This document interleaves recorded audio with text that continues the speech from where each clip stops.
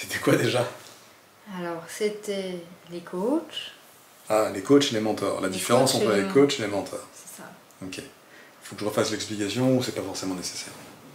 Ah bah si, refais. Un coach, par définition non définissable, c'est quelqu'un qui va te suggérer d'émettre des actions ou d'avoir un comportement ou de résoudre une problématique, alors que lui-même n'a pas résolu cette problématique, mais il va trouver les bonnes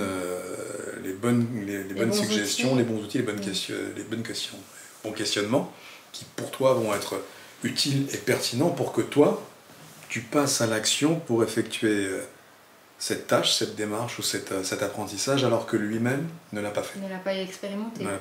Et le mentor, lui, il va t'insuffler, te suggérer, t'apporter des réflexions, des questionnements sur quelque chose que lui-même a expérimenté dans son passé, dans sa chair, dans sa vie. Oui, dans son parcours de vie. Voilà.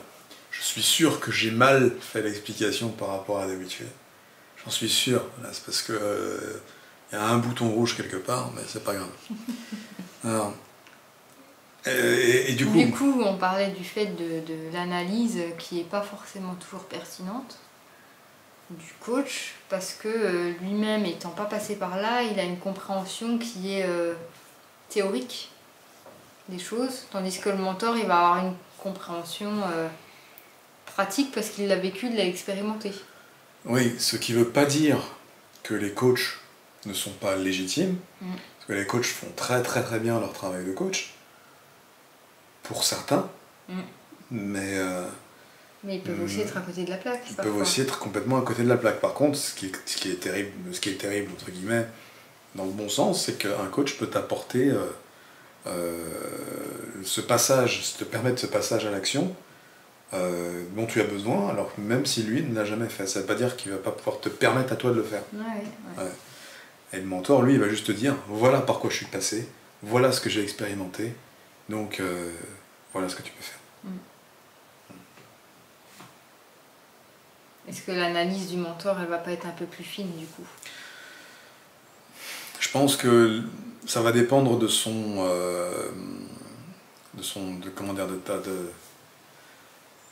approche et ton approche, en fait, votre approche l'un vers l'autre.